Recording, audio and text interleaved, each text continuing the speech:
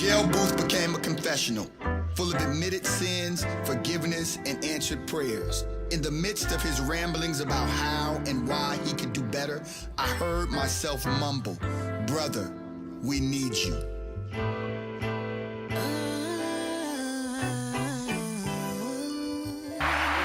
What's up, fam? Here we are, Black Man Lab After Flow, baby. We in Macon, Mactown with the brothers, and they were deep. Brothers came out deep, clear-minded. We talking real. This is the tour. The tour is Black Men Got Something to Say, and tonight, Black Men got something to say. You getting ready to hear from brothers from Macon, from elders to young brothers to a brother kind of in between. In between. Right on, right on. You know how we do, y'all. This is the Black Man Lab After Flow. This is after we've had a Black Man Lab, after we've had a chance to build with brothers, to love, heal, and connect with brothers. And so we just want you to hear from some of the brothers who are in the space as we keep moving and building on this movement. I got down at the end here. He not holding the mic, but I know we're going to have to pry it out his hands in a minute. We have the chairman of the New Georgia Project, Reverend Attorney Brother, Reverend Attorney Brother Francis Johnson. Younger than you and happen to be an alpha. See, we already set tripping, man. Here we go. And there were a lot of alphas in the room. I must give you brothers credit. Kappas, we need y'all. Sigmas, we need y'all. And then where the Q's at, we need y'all. Oh, okay, we got. Whoa. Wait a minute, Pee-wee, slow up. I'm about to You're get. gonna leave out the iotas? Yeah, and the iotas got to come. They coming through. Let's go, y'all. We're going to introduce ourselves. We're going to start with my brother. Introduce yourself. Tell them where you're from, where you're at, and what you're doing. Hey, I'm Dominque Johnson. I'm originally from Macon, Georgia. I'm the pastor of Kingdom Life and the founder of the Urban CEO, which is a nonprofit which deals with education, economic empowerment, leadership development, civic engagement. And I'm also the project director of Cure Violence Macon. So that's what I do.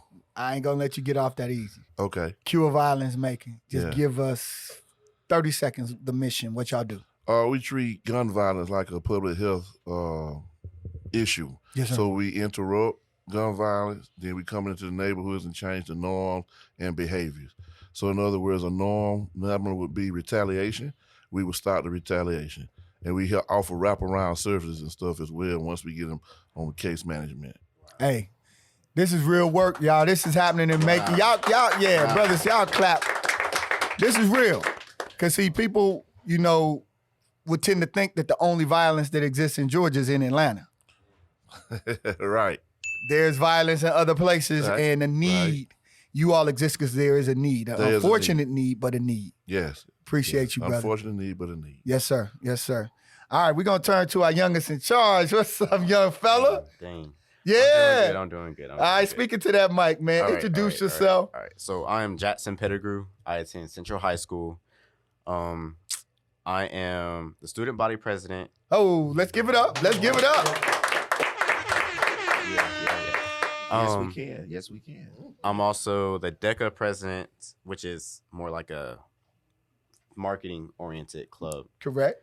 And then I'm also a senior liaison for FBLA, which is a FBLA. business. Yeah. Hey. Now, you are a senior right now? Senior right now. All right, where you Senior. headed, man? Can you reveal it on All the right. Black Man Lab After Flow? All right. So I'm thinking heavily on Georgia State. All right. Georgia State. All right. Or Clark Atlanta. All right. Yeah. CAU. Come on with us. Yeah. Come on with us. With Dad got some other thoughts over there. He trying to whisper something out. Morehouse. let me speak. Yeah, so with the focus in marketing or business. Right Because I on. want to do real estate later on. There it is. All right. Welcome, brother. Welcome. Glad to have you. And this brother really needs no introduction. It's just an honor for us to be able to have this conversation and the way you welcomed us to Macon and really helped pull people and let folks know. We say we lean on brothers' social capital who are already in spaces, brothers who've already put in the work. Because if we just say, hey, come to Black Man Lab, Nobody would have known what, they came because you and Brother Pee Wee said that this is something viable to come to. Baba, introduce yourself and tell them, we said you have some elder leeway. Go ahead and give them what you got. Yeah, peace and blessings. Peace and blessings. It's tremendous honor, and I'm very humbled to have you all here to be a part of this. Here in the Douglas Theater, a place I've worked for about 20 years, striving to hold on to the legacy. First Black millionaire in the history of Macon, a man who laid a tremendous example for Black greatness, and fostered, the culture of the South. The Otis Reddings, the Little Richards, the James Brown, so many others, and just being a part of this, to have you all in this particular space with what the ancestors have achieved and the legacy they left. It is such an appropriate and blessed. I'm very, very humbled to be a part of this today. My name is Fadil Muhammad, and I, am an activist in Macon. We do Juneteenth and Kwanzaa, past 3 decades, festivals. We do Black History tours, a lot of information. We striving to keep that alive, to keep people knowledgeable, and for the new generations to connect to their greatness. And of course, the history goes back to the most ancient of days, beyond us being here. And Macon is such an amazing place. It has so much power. So, there's so much work to do. I teach character, teach martial arts, do a lot of work with the community, with our neighborhoods, and striving to just kind of shake it up a little bit, really more than a little bit, a lot, because it needs shaking up. Yes, sir. We need to stand up and do what we should and who we are and be who we are. Macon is a mighty place. Most Honorable Elijah Muhammad said, when the South rises, it's all over. Yes, sir. Yes, sir. Wow. I appreciate so much you setting this space, the fact that we're in the historic Douglas Theater. And when we come together, we say that every time we gather as Black men, that we create in the Black Man Lab a safe and sacred space. And so how beautiful it is to come into a safe and sacred space created by the first Black millionaire of Macon. And then all of these, this is the 101st year of this theater's existence. That's so right. in 1921. That's right. So we give thanks. That's right. A forward-looking brother. And I only can imagine that the gathering we had tonight must have been a part of his wildest dreams. Absolutely. Wildest Absolutely. dreams. He would love it. Yeah. He was here. And be so proud. That's right. That's right. Brother Francis Johnson, you have driven in from Statesboro. Yes. How long was that drive, brother? Not long at all. Yeah. You flew. Yeah. No, it wasn't long at all because, along the way, the enthusiasm for this tour is building. We fielded phone calls from folks all over the nation who have heard about this tour and want to throw down with it and want to see what they can do where they are to gather Black men. And so it wasn't long. And of course, I was going to hang out with my brothers tonight. So it was a pleasant drive. Yeah. Brothers, it is the Black men got something to say tour. Sure. And largely because during this election cycle, it is almost as if they've been talking about us, but they ain't been talking to us. And so we know that we can have a space like this and making it Black men, we talk to each other tonight. And so we just want to talk to the world and just let them know, here's what concerns us. Here's what's on our agenda as it relates to the next governor, the next senator, the next, all up and down the ballot. Here's what's important to us so they can hear very clearly from Black men all across Georgia. We were in Statesboro, now we're in Macon and the Mawuli, Columbus. Share what is most pressing on your mind about what's key and critical as these folks are going to get in office and what we want to make sure that they take with them from us. You want to start? Sure, no problem. First of all, I want respect. So on that matter, just to be looked at it, number one, as an equal and as a man.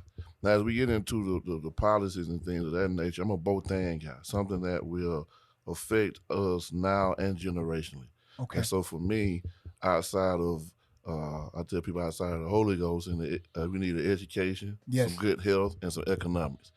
So that's what I'm looking for in those areas. Education, health, economics.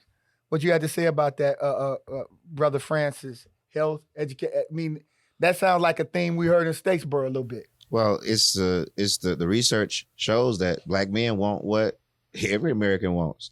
Is an opportunity and an unfettered way to lift up the common good for their own communities. We're not asking for anybody to do anything for us. We're saying take the resources that we've already paid. Trust me, we have paid for far more than we're ever going to get. But we want you to do our work and our bidding down in Washington or in Atlanta.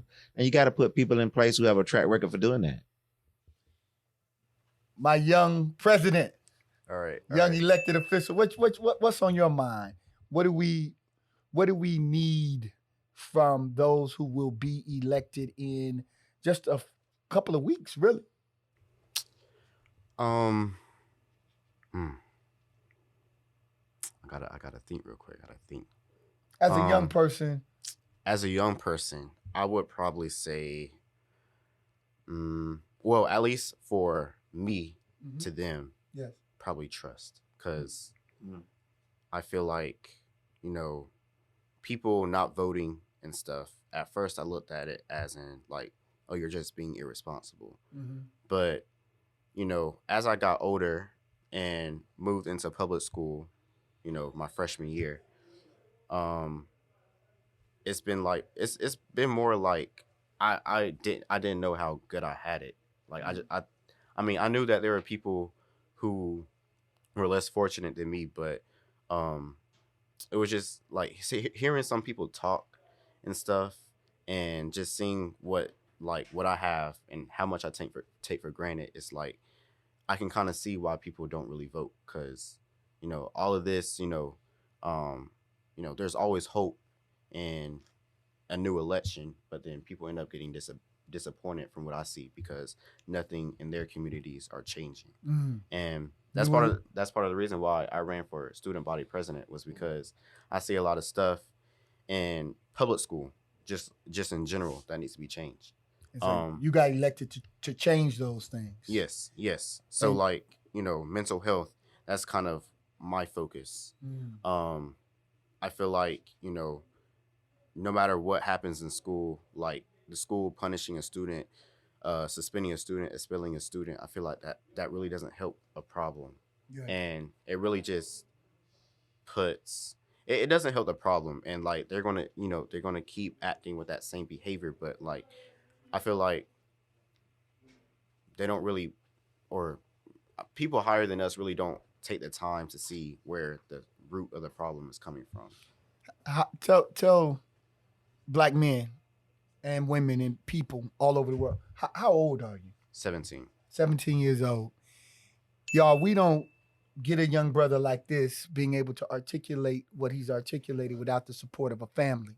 And so we talk about the building and the strengthening of the Black family and the need to make sure that our families are strong. So we appreciate you, brother. Thank you for sharing, and thank you for running and for winning. But isn't that the strength of the Black Man Lab? That it's an intergenerational conversation, that our solutions lie when we lean in, young, old, all of us, and contribute to that collective, that common good. Absolutely. And have this intergenerational conversation. We're almost at the end, but Bob, I would be remiss if we didn't hear from you as it relates to our needs. And I know that we are a people who are about self-reliance and self-sufficiency and self-help. But if we paid the taxes, what do we expect from the taxes? Mm-hmm. Well, as our young brother said, the trust, it comes from delivering on what you promise, and stopping the neglect, the ignoring, the omission of the neighborhoods that really need investment. Our people have some root causes of crime, root causes of blight, root causes of the things that are making our communities an indecent place to live. The need is to invest in training and skills and knowledge and investing in the people who have the love and the ability to really go in and nurture and put in nurturing programs. Those people need to be invested in. They're individuals in our community that have the ability to do that. They need to be invested in. And the hypocrisy with the gun laws, the hypocrisy with the health, the denial of real health coverage, and a lot of people can't even afford health care. So those things need to be really taken to heart. And if you're going to represent us, this has to be at the top of your priorities. This has to be what you are carrying and determining you're going to accomplish. Otherwise, we don't need leadership like that. And ultimately, we must always remember that we cannot just depend. The politics is a part of the puzzle. It's a piece of the pie. But we have got to have the unity to bring about our own liberation, our own wellness, and invest in ourselves. We are not poor. Collectively, we are wealthy, and we have to put together our collective unity to manifest that wealth. Yes, sir. Yes, sir. Y'all clap y'all hands. When y'all hear something good, y'all clap y'all hands up. So you all, we close out really quickly. You brothers are here, and we want brothers who might be incarcerated, brothers who might be at the top of their game to hear what are our habits, rituals, and disciplines, and just give it to us in 30 seconds. What do you do that allows you to serve the way you serve? I try to eat with my family as a whole at least 2 or 3 times a week at the dinner table. Wife and my 2 kids. I get up in the morning by 5, between 4:30 and 5. I do a devotion. I read, journal. Don't look like it now, but I might go on a little walk or something. And I get around good people who stretch me. Yes, sir. Yes, sir. Good people who stretch you. That's what we're talking about. Young brother, that you've run all of these elections. Obviously, you have to have some academic prowess as well as you get ready to enter. What are your habits, rituals? How do you do it for all of the young people out there who are looking at you and saying, "Man, I wouldn't mind being the president"? What does that look like? How did you do this? To be honest, I just taught myself, not in a bad way, but I just taught myself not to care. Like, not to let everybody in your head. Because, you'll always have those people to, like, hold you back and belittle you, like, all the time. So, it's a process, but you just got to learn basically to not care. I had to teach myself, and me teaching myself not to care. About what other people think about you. Yeah, about what other people, thought about me. That made me step out of my shell and just straight up just jump in. There it is. Jumped on off that porch. We see you, brother. Good. Baba, I don't even want to ask your age. You look like you're about 22 years old, but what's your regimen? I know you teach martial arts. Just give us a little bit of how we can stay young and vibrant and continue to do the work. Prayer is important. Prayer is essential. And as well as exercise. I like being near the youth, around the youth in some manner, interacting with young people and hearing what they feel, as well as always having in mind something that I can do for the community, trying to keep a positive mindset each and every day. I love to garden. I have a garden, and I get a lot of peace from just watching those things grow, seeing something new every day, and trying to nurture and striving to do something for myself, studying, reading, and just really, again, connecting with the community on a regular basis, striving to have devotion for my family. Yes, sir. And also for my neighbors. Yes, sir. And the community. Yes, sir. Yes, sir. Hey, y'all, can we give it up for these brothers? A beautiful intergenerational conversation in Mactown, Macon. The Black Man Lab Afterflow is back. Thank you, brothers. We appreciate y'all. Salute. Thank you so much.